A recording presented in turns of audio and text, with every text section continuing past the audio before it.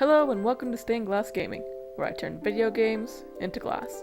This week's video is the 76th logo from a game not a lot of people wanted, Fallout 76. This one is super simple and didn't take too long to make. I've never played the Fallout games. I'm more of a fan of Skyrim myself. I decided to make the inside of the 6 with nothing in it. I didn't want to bother with making the circle out of clear glass, and I also wanted to see how it looked since I didn't make the area in front of the 7 out of clear glass either. I used the X-Acto knife to cut out the remains of the inside of the 6.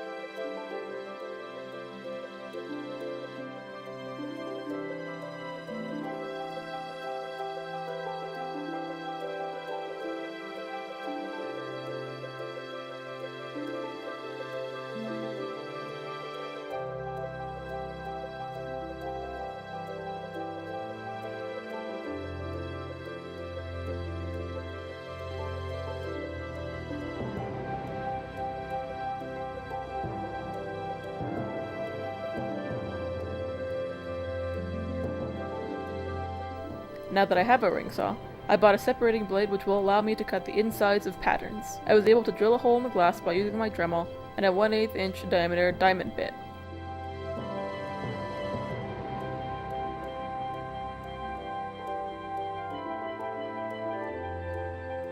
I put the glass in a tray of water on top of a piece of wood to prevent me from drilling through the container and making a mess. The Dremel bit and glass have to be submerged in water to keep the diamond bit cool as it drills into the glass. I set the Dremel at a low speed and start at an angle, then slowly bring the Dremel up to its vertical position. I don't apply pressure on the glass. I let the weight of the Dremel itself gradually push into the glass as it grinds. It does take a little while, but eventually the Dremel drills through. Now that I have a hole in the glass, I can get the separating blade far enough apart to slip the blade through the hole without breaking the glass. I didn't break the glass, but boy was it frustrating.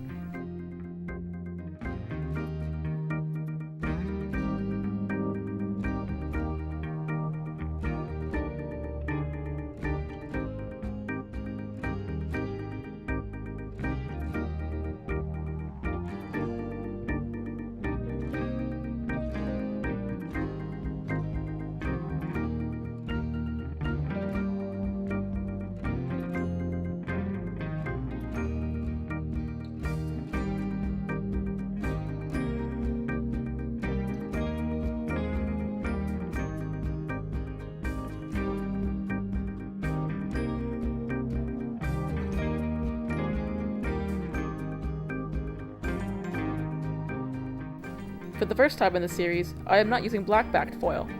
I instead use copper-backed foil.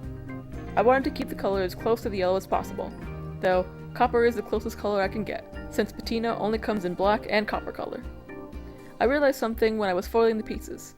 The first was that I probably didn't need to make the clear piece in between the 7 and the 6. If I put the 7 and 6 together, it would have worked. It might have needed some reinforcement though, but it would have worked. The second thing I realized is that foiling the inside of the 6 was frustrating. I had to saddle the entire area on both sides. Then, trying to foil normally was a nightmare. Trying to line up the glass with the width of the foil proved difficult.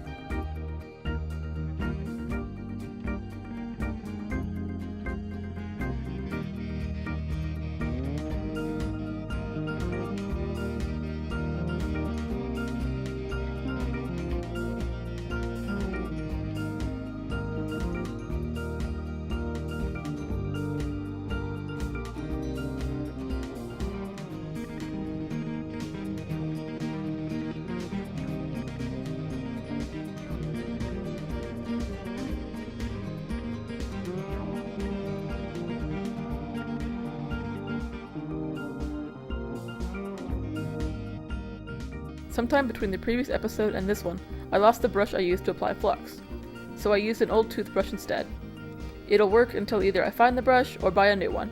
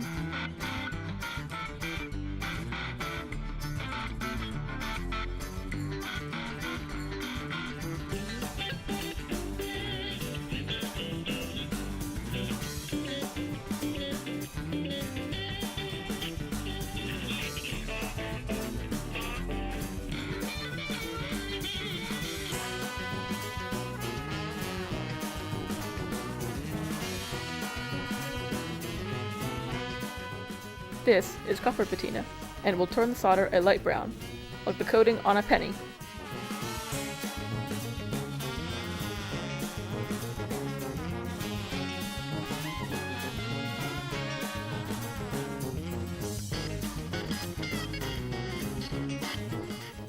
I didn't have copper patina cloth to use, so I used the cloth I used for the black patina. It gave the finished piece a worn look, rather than a clean copper patina look. I kind of like it. I will have a dedicated copper patina cloth, but at least I know how I can give the patina a weathered look. I should try this with the silver solder sometime.